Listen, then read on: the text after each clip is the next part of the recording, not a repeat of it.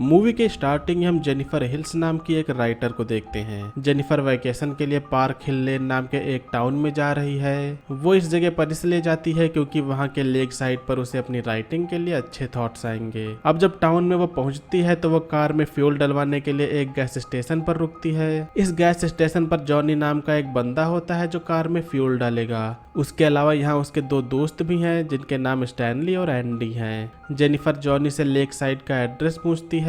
इधर दिखने में ही लग रहा है कि जॉनी की जेनिफर पर गंदी नजर है और उसके फ्रेंड्स भी जेनिफर के बारे में गलत बात कर रहे हैं। जेनिफर अब यहाँ से निकलकर अपने लेक हाउस पर जाती है, लेकिन वो घर जाने के बजाय पहले लेक में जाती है। जेनिफर अपने सफर में काफी थक चुकी थी, जिससे वो लेक में नहाने के लिए चली जाती है, लेकिन अब हमें पता चलता है कि उसे नहाते हुए दूर से कोई देख रहा है। जेनिफर अब इसके बाद में घर में जाके अपने कपड़े और सामानों को सेट कर रही होती है और तभी इसी के दौरान उसके दरवाजे पर कोई आता है। वो डोर पर जाके उसे खोलती है तो यहाँ पर मैथ्यू नाम का एक डिलीवरी बॉय आया हुआ था, क्योंकि जेनिफर ने जनरल स्टोर से ग्रोसरी आइटम ऑर्डर किया था। जेनिफर उसे अंदर बुलाती है, जिसके बाद में दोनों के बीच में इंट्रोडक्शन होता है। मैथ्यू थोड़ा मेंटली चैलेंज्ड है, जिससे उसका बिहेवियर बच्चों की तरह है। मैथ्यू अब यहाँ से निकलकर अपने दोस्तों के पास में जाता है। उसके दोस्त वही गैस स्टेशन वाले लोग थे जिन्हें हमने स्टार्टिंग में देखा था। मैथ्यू यहाँ पर आके उनसे बताता है कि हमारे इलाके में एक शहर की लड़की आई है जो काफी हॉट है। सभी लोग जेनिफर के ऊपर कुछ बातें करते हैं और अब बाद में ये लोग यहाँ से चले जाते हैं। शाम हो जाने पर ये सभी लोग लेक में मछली पकड़ रहे होते हैं, लेकिन इस समय भी वो सभी जेनिफर के बारे में ही बात कर रहे हैं। इन सब से लगता है कि इनके इरादे कुछ ठीक नहीं है। अब अगला दिन होता है। जेनिफर एक बोट में बैठकर लेक में बोटिंग कर रही होती है। वो नेचर को एंजॉय करते हुए अपनी राइटिंग करती है, लेकिन इसी दौरान यहाँ से एक मोटर बोट गुजरती है जिसमें एंडी और स्टैनली थे। वो दोनों बोट को इसी जगह पर घुमा रहे थे, जिससे डिस्टरबेंस के कारण जेनिफर यहाँ से चली जाती है।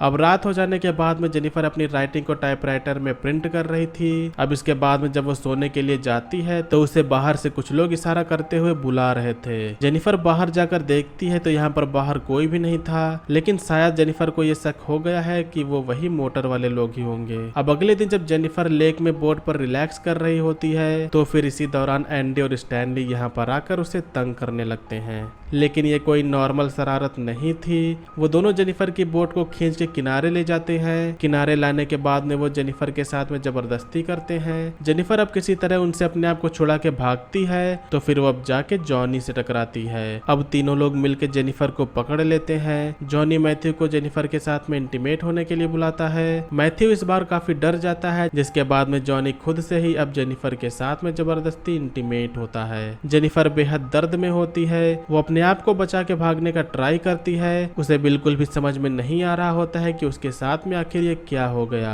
वो गिरते पड़ते जंगल से होते हुए आगे बढ़ती है, लेकिन अब कुछ दूर जाने के बाद में फिर से वही लोग उसे दोबारा पकड़ लेते हैं। इस बार एंडी जेनिफर के साथ में इंटीमेट होता है। जेनिफर खूब चिल्ला रही होती है, लेकिन वो सारे लोग बिना कोई भी दया दिखाए अपना काम जारी रखते हैं। काम हो जाने के बाद में अब वो सारे फ्रेंड बोट से यहाँ से चले जाते हैं और जेनिफर पूरी तरह से न्यूड होकर, जहाँ उसके पूरे शरीर पर खून ही खून था, वो अपने घर की ओर बढ़ती है। घर के अंदर जाने के बाद में वो किसी को फोन करने वाली थी, लेकिन वो सारे जो शख्स थे वो यहाँ भी आ गए होते हैं। अब एक बार फिर से वो सभी लोग उसके साथ में टॉर्चर करते हैं। इस बार मैथ्यू इंटीमेट होता है। जेनिफर बेहद ही दर्द में होती है, लेकिन इन सभी लोगों को इस बात का कोई भी फर्क नहीं पड़ रहा था। अब सब कंप्लीट हो जाने के बाद में ये सभी लोग यहाँ से चले जाते हैं, लेकिन जॉनी को पता है कि इन्होंने जो आज किया है तो फिर वो उसे ऐसे ही जिंदा नहीं छोड़ सकते। जॉनी अब मैथ्यू को जबरदस्ती जेनिफर को मारने जाने के लिए कहता है। मैथ्यू ऐसा करने से बहुत डर रहा था, लेकिन जॉनी उसे धमकाते हुए वो मैथ्यू को मर्डर करवाने के लिए मनवा लेता है। मैथ्यू दोबारा घर के अंदर जाता है जहाँ जेनिफर बेहोश पड़ी थी। मैथ्यू के पास में बिल्कुल भी हिम्मत नहीं थी कि वो किसी को भी मार सके,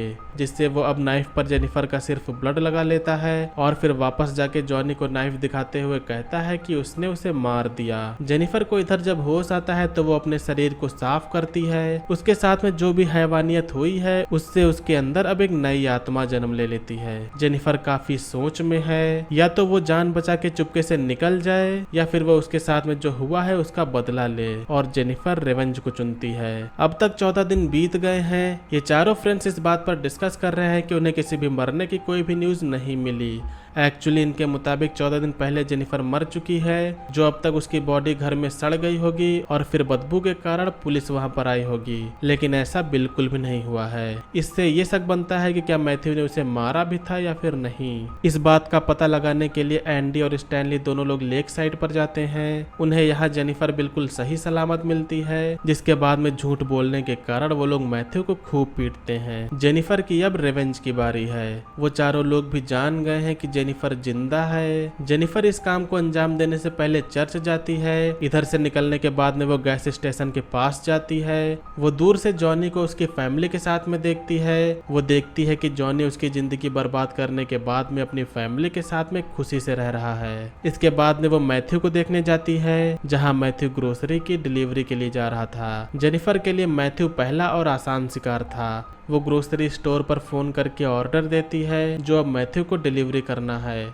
मैथ्यू को जब डिलीवरी एड्रेस पता चलता है तो वो डर जाता है, लेकिन फिर भी ये उसका काम है तो उसे जाना ही होगा। मैथ्यू अपनी साइकिल उठा के जेनिफर के घर के पास पहुंचता है। यहाँ जेनिफर बाहर खड़ी थी, जो वो मैथ्यू को जंगल की ओर बुलाती है। मैथ्यू नाइफ को हाथ में लेके जेनिफर के पीछे जाता है। जेनिफर जब उसे मिलती है तो वो मैथ्यू के साथ में काफी प्यार से बात करती है। इसके बाद वो मैथ्यू को सेड्यूस करने लगती है। दोनों लोग साथ में इंटीमेट होने के लिए तैयार थे, लेकिन इसी दौरान जेनिफर अपने बनाए गए जाल में मैथ्यू को फंसा देती है, जिससे मैथ्यू की मौत होती है। अब बारी जॉनी की है। जेनिफर जॉनी के गैस स्टेशन पर गैस भरवाने के लिए जाती है। जॉनी जेनिफर को देख के बिल्कुल भी हैरान नहीं था, लेकिन जॉनी कहता है कि गैस स्टेशन बंद हो चुका है, कल आना। मगर जेनिफर भी जॉनी की ओर नशीली निगाहों से देखते हुए उसे कार में आने को कहती है। जॉनी भी बिना ये सोचे कार में बैठ जाता है कि आखिरकार ये मेरा क्या कर लेगी। जेनिफर जॉनी को अब जंगल के बीच में ले जाती है और यहाँ पर लाने के बाद में वो तुरंत जॉनी पर गन पॉइंट करती है। गन पॉइंट पर वो उससे कपड़े उतारने को कहती है, जिसके बाद में जॉनी अब भी मजाक करते हुए कहता है कि तुमको ऐसा करने के लिए गन पॉइंट करने की जरूरत नहीं है। अब जेनिफर फिर कहती है कि तुम्हें किसी लड़के की इज्जत की कोई भी परवाह नहीं है। जॉनी कहता है कि तुम खुद तो यही चाहती थी। तुम जब से यहाँ आई तुम्हारा बिहेवियर कुछ ऐसा था जैसे कि तुम किसी को ढूंढ रही हो। जेनिफर इस पर कुछ भी रिएक्ट नहीं करती और वो जॉनी के बाहों में जाके बैठ जाती है। दोनों लोग घर में जाते हैं, जहाँ अब दोनों लोग साथ में नहा रहे थे, लेकिन जॉनी ने जेनिफर के साथ में जो किया है उसके लिए वो उसे ऐसे माफ नहीं करने वाली थी। जेनिफर नीचे से एक नाइफ निकालती है और उससे जॉनी के प्राइवेट पार्ट को काट देती है। जॉनी बेहद ही दर्द से कराहता है, उसका बेहद ही खून बाहर निकलता है, लेकिन उसके चिल्लाने और कराहने को जेनिफर एंजॉय कर रही होती है। अब कुछ ही समय में जॉनी की मौत होती है। इधर जॉनी की वाइफ जॉनी के लिए चिंता कर रही थी, क्योंकि जॉनी काफी देर से लापता है। इस बात के लिए वो एंडी और स्टैनली को डांटती है। एंडी और स्टैनली को शायद पता था कि जॉनी जेनिफर की वजह से गायब है। वो दोनों लोग बोट लेके जेनिफर की ओर जाते हैं और यहाँ जेनिफर खुद उन दोनों का वेट कर रही थी। स्टैनली किनारे पर आता है, जहाँ उसे जेनिफर का झूला तो मिलता है, लेकिन जेनिफर नहीं दिखती। जेनिफर एक्चुअली पानी में आके स्टैनली के बोट पर आ जाती है और वो उसे पानी में धक्का देके उसके चारों ओर बोट घुमाती है। एंडी इधर बाहर कुल्हाड़ी के साथ था। एंडी स्टैनली को बचाने के लिए पानी में आता है, जहाँ जेनिफर उससे कुल्हाड़ी ले लेती है और अब इसी कुल्हाड़ी की मदद से पहले वो एंडी पर हमला करके उसे मारती है और लास्ट में स्टैनली को वो मोटर बोट के पंखे से मार देती है और उसके रिवेंज के साथ में यहीं पर मूवी का एंड होता है। तो जेनिफर ने उसके साथ में हुए शोषण का उसने बदला ले लिया, लेकिन आखिरकार जेनिफर के साथ में ये नौबत ही क्यों आई कि उसके साथ में ये सब हुआ, हमें कमेंट करके जरूर बताइएगा। तो ये थी 1978 की एक हॉरर थ्रिलर मूवी का एक्सप्लेनेशन। मूवी का नेम है I spit on your grave. उम्मीद करता हूँ कि आप लोग ने मूवी के एक्सप्लेनेशन को एंजॉय किया होगा। मूवी का एक्सप्लेनेशन अगर आपको पसंद आए तो वीडियो को लाइक करिएगा। चैनल पर अगर आप लोग नए हो तो सब्सक्राइब करिएगा। आज की वीडियो के लिए बस इतना ही, मिलेंगे अगली वीडियो में। तब तक के लिए बाय। जय हिंद, वंदे मातरम।